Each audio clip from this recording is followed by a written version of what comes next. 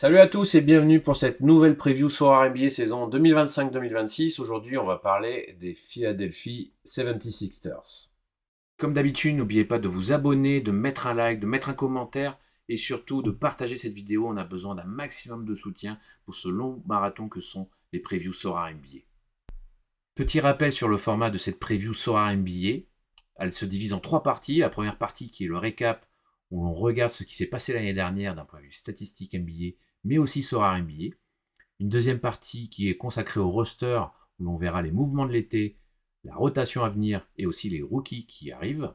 Et enfin, la troisième et dernière partie, les choix, où on indique les joueurs qu'il faudrait avoir sur la saison prochaine, mais aussi les forces et faiblesses de l'effectif que l'on pourra utiliser sur cette nouvelle saison NBA 2025-2026. Allez, c'est parti, on commence par le récap.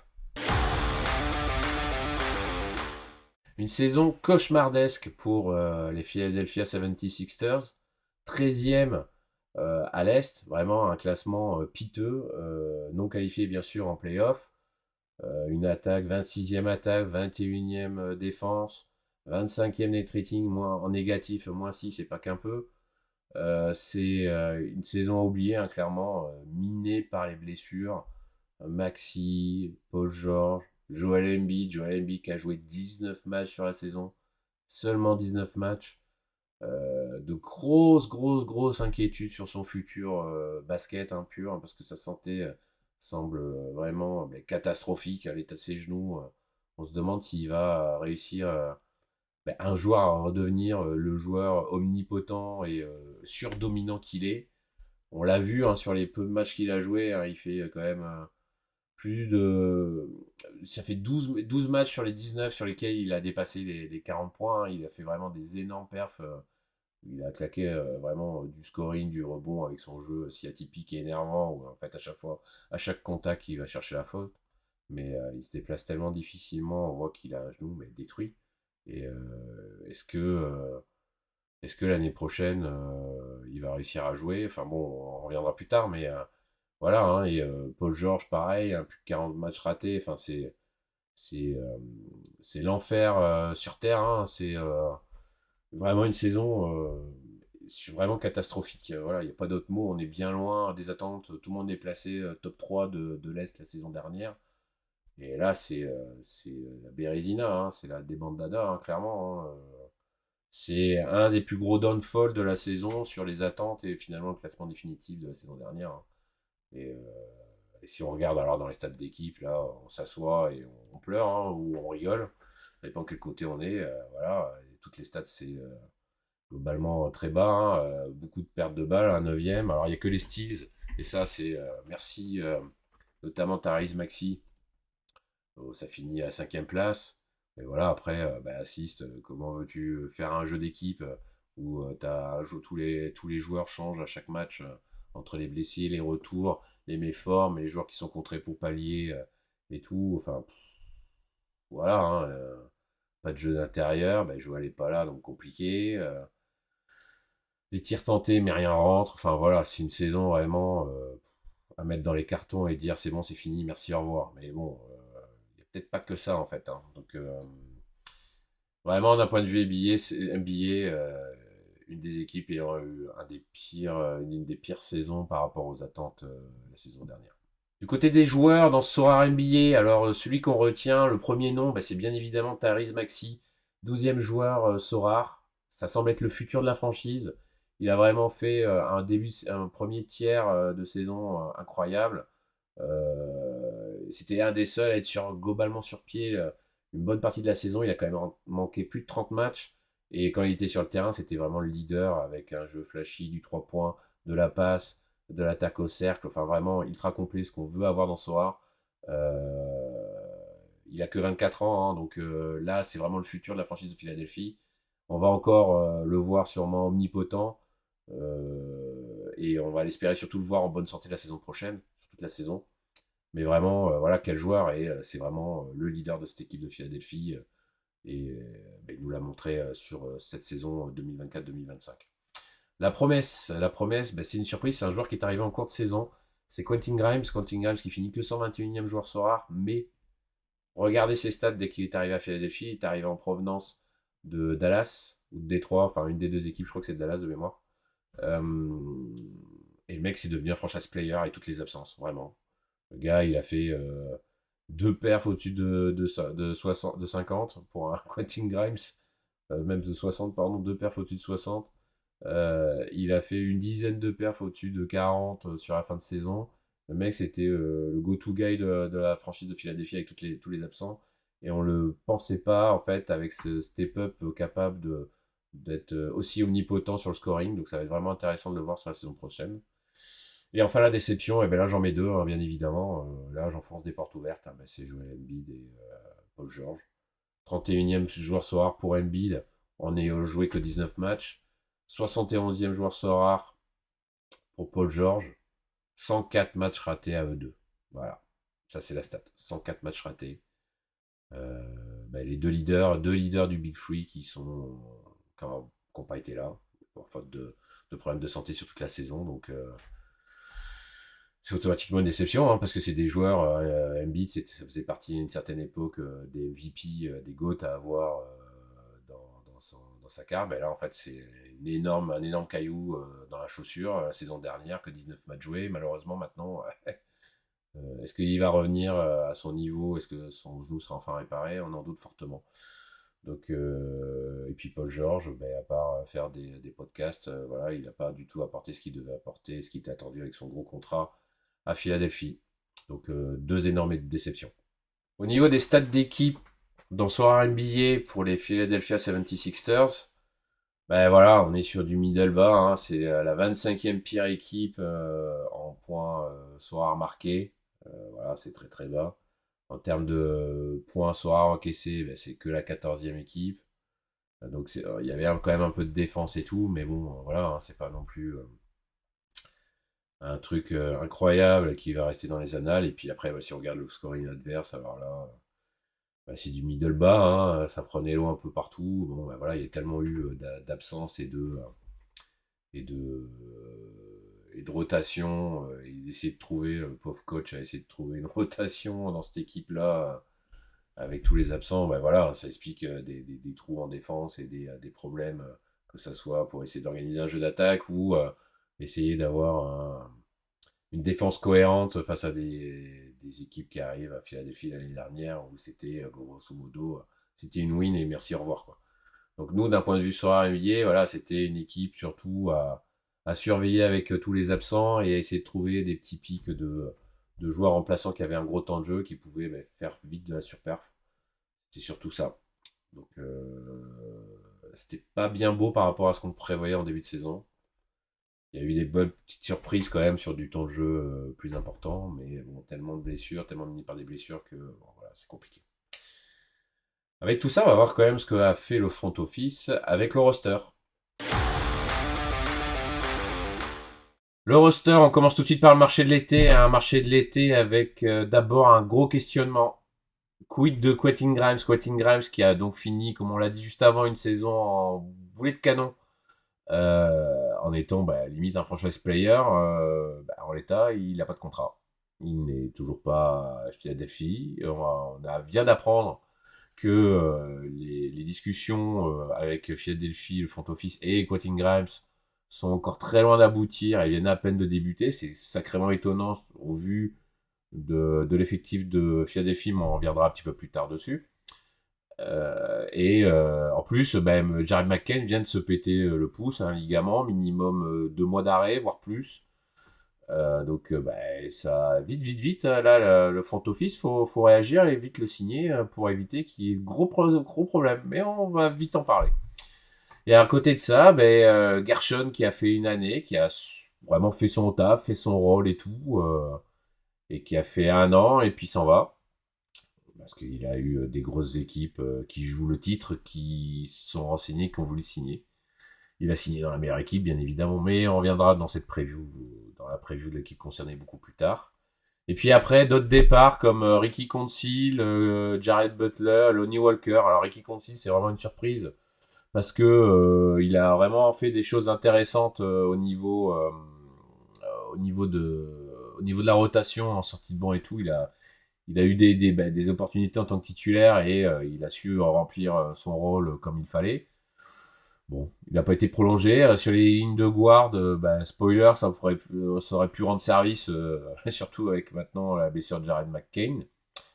Et puis après, en termes d'arrivée, alors c'est vraiment le service minimum, hein, avec Trendon Watford, Jabari Walker et Dominique Barlow. C'est des bleus de chauffe, des joueurs de rotation pour la basse besogne. Watford, il a montré quand même de belles choses à Portland, qui l'avait laissé libre, étonnamment. Et honnête aussi, il a montré quelque chose, des choses, des bribes de potentiel, des éléments intéressants. Donc en soldat, en sortie de banc, c'est très bien. Et Barlow et Walker, ça semble aussi être dans le même acabit, hein. Jabari Walker a fait de belles choses à Portland aussi. Quand on lui a demandé de remplir des missions, il était là. C'est vraiment des joueurs de basse besogne, vraiment, hein, des soldats. Et c'est intéressant d'avoir ces éléments-là sur le banc. Dominique Barlow, il a montré de belles choses à San Antonio, un peu moins à Atlanta, mais voilà, c'est des joueurs vraiment de complément de rotation. Au niveau des rookies, deux choix cette année pour Philadelphie. Le premier choix, c'est le troisième choix de la draft. C'est un choix qui a été beaucoup plus haut que ce qui était attendu il y a un an. Vijay Edgecombe, un shooting guard. C'est donc le troisième choix de la draft. Il est comparé d'après les scouts à un Victor Oladipo. Alors c'est un joueur avec d'énormes qualités athlétiques. C'est vraiment sûrement une machine à highlights. Il a rapidité, détente, explosivité, une bonne capacité à mettre à mal son vis-à-vis, à le dépasser facilement. Il est capable aussi de jouer aussi sous le cercle. Défensivement, en plus, il a un bon instinct défensif, il arrive bien à lire le jeu. Il a fini la saison dernière avec plus de 2 interceptions par match. Il a en plus montré comme des améliorations en attaque, en fait, avec des progrès en tir, en 3 points. Donc c'est plutôt très intéressant, surtout sur du jeu de transition, du jeu rapide. Donc ça va être vraiment un joueur à suivre qui va vraiment être intéressant dans cet effectif de Philadelphie. Par contre, en termes de limitation, il a encore une variété d'attaques qui est assez restreinte, notamment sur des petits périmètres, où s'il n'arrive pas en fait à passer outre sa vitesse et sa percussion et son explosivité, il est plutôt mis à mal. Il n'arrive pas à trouver de solution. Il a en plus de ça encore une finition auprès du cercle qui est un peu douteuse, hein. Il a des difficultés à finaliser des playoffs ou des lay-ups ou des pénétrations quand ils sont réellement contestés. Donc ça c'est un peu embêtant. Donc il est plus compliqué pour lui d'aller chercher du N1. Et enfin derrière, son pourcentage de tir sur post-drive après un drive, c'est compliqué pour lui. Il y a un problème de fluidité dans l'enchaînement des gestes qu'il n'a pas pour le moment. Donc ça va vraiment être un joueur à surveiller, surtout que au vu de l'effectif, il aura sûrement vite une carte à jouer. Mais il y a encore du boulot, hein. Donc il y a sûrement des choses qui va permettre, et on le voit bien, une traction arrière avec Tyrese Maxey, ça peut vite envoyer du lourd et être très létal, mais il a quand même encore pas mal de choses à travailler. Le deuxième rookie, et c'est un 35e choix, c'est Johnny Boom. C'est un pivot. C'est un pivot donc qui est un Ironman, c'est-à-dire il est tellement costaud qu'il a pu en fait enchaîner plusieurs matchs. Il a quasiment pas de blessures, donc ça rappelle un Michael Bridges en termes de solidité et de constance de régularité dans les matchs qu'il joue. Il est comparé d'après les scouts à un Markieff Norris. Euh, donc en plus d'être très régulier, il a quand même fait de très bonnes stats à Auburn, hein, donc avec quasiment 19 points de moyenne et plus de 10 rebonds par match. Il est donc très fort d'un point de vue physique et un très bon jeu de peinture dans la peinture. Et donc c'est un scoreur automatiquement qui est fiable parce qu'il a une bonne technique pour gérer ces genres de positions. Comme il a du rebond, il a plus facilement des deuxièmes chances. Et donc c'est finalement, on peut dire, une sorte de ring protecteur, hein. Donc en plus de ça, on peut ajouter comme quoi il a une bonne vision de jeu et qui donc il est capable en fait de faire circuler le ballon même s'il est en poste bas. Et donc globalement en fait il y a un facilitateur de jeu même pour un intérieur. C'est vraiment très intéressant.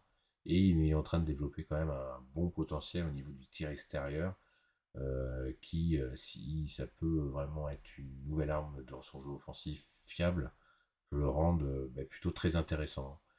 Euh, donc c'est vraiment des choses à observer. Par contre, après, derrière, la problématique, c'est de savoir exactement quel est son vrai poste. Est-ce que c'est plutôt un power forward ou est-ce que c'est plutôt un pivot? Et puis après, il manque quand même de l'athlétisme, hein, de l'athlétisme élite, c'est-à-dire qu'il a du mal à défendre sur des joueurs qui sont plus rapides que lui et s'ajuster s'il y a des espaces ouverts. Donc il y a ça à corriger du côté de la défense.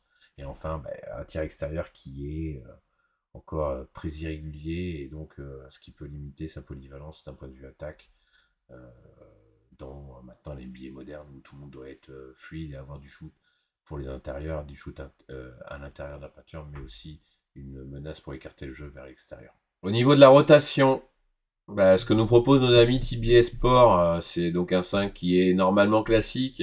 Tyrese Maxey, Quentin Grimes, Kelly Oubre Jr., Paul George et Joel Embiid. Mais là, bon voilà, déjà Quentin Grimes, donc il n'a pas re-signé. Si on regarde sur les postes arrière, en plus, en prenant en compte la blessure de Jaren McCain, c'est l'angoisse, vraiment l'angoisse, parce que là, c'est Eric Gordon, Kyle Lowry. Donc le rookie Edgecombe, il va vraiment avoir tout de suite un rôle hyper important dans cette rotation, parce que c'est d'une pauvreté absolue, d'une tristesse infinie. Maxi est vraiment bien seul, parce que bon, Lowry, ça peut rendre un peu de service, mais combien, hein, comme dirait l'autre. Eric Gordon, ouais, au secours. Aussi, c'est pareil, hein, ça peut pas être un titu sur une saison, c'est impossible, il est trop vieux, et il a plus 40 minutes, allez, on va dire 35 minutes dans les jambes, c'est impossible pour lui. La rotation sur le poste 3, bon, Kelly Oubre a montré vraiment de bonnes choses dans le 5, il est vraiment, c'est bien intégré dans cette équipe-là, c'est la troisième saison qu'il entame à Philadelphie. Mais bon, derrière, Eric Gordon et Quentin Grimes, qui est pas là encore. Et donc là, c'est urgence absolue, méga warning. Allô, le front office, prolonger Quentin Grimes, sinon ça sent pas bon, pour rester poli. Et après, si on regarde sur les postes 3, enfin, poste 4, pardon, et 5, donc sur le power forward et center, Paul George, qui est donc son nouveau poste, parce qu'il a plus les cannes pour jouer 3, là, c'est pareil. Est-ce qu'il peut tenir la saison? Là, il va falloir impérativement, parce que sinon, Philadelphie, ça sent vraiment le bas. Derrière, on descend tout de suite niveau avec Justin Edwards et Trendon Watford. Et puis au niveau pivot, alors là, Joel Embiid, évidemment. Il va falloir que Joel Embiid, le Jojo, soit vraiment en pleine forme, parce que sinon, aïe, aïe, aïe, aïe, aïe, aïe, aïe, ça derrière Bona, Drummond, Papy Drummond, il peut rendre des services, mais si Jojo rate encore autant de matchs cette année, on est vraiment pas vraiment rassuré du tout là. Vraiment, c'est la misère, hein. Et si on regarde notre 5, évidemment qu'on suit le 5 de CBS Sport, parce que on n'a pas trop le choix. Mais là, avec la blessure de Grimes, on met qui, on met quoi. Donc là, en l'état, pour l'instant, on met Grimes, mais ce serait sûrement le rookie qui serait titulaire en début de saison, en attendant qu'il y ait un, un déblocage de ce poste 2 avec la resignature de Quentin Grimes. Donc là, on n'est vraiment pas du tout rassuré. Donc on va pas dire les termes, mais ça sent vraiment le caca là. Avec tout ça, on va quand même faire des choix. Les choix. Alors les choix, ça va aller très vite, hein, parce qu'on n'en a pas 10 000, hein, et ça semblait plus évident sur le papier. Le premier choix, et ça semble bien évidemment Tyrese Maxey, en plus un beau L10 pour le début de saison à 35. C'est un scoring complet pour un point guard, pour un meneur.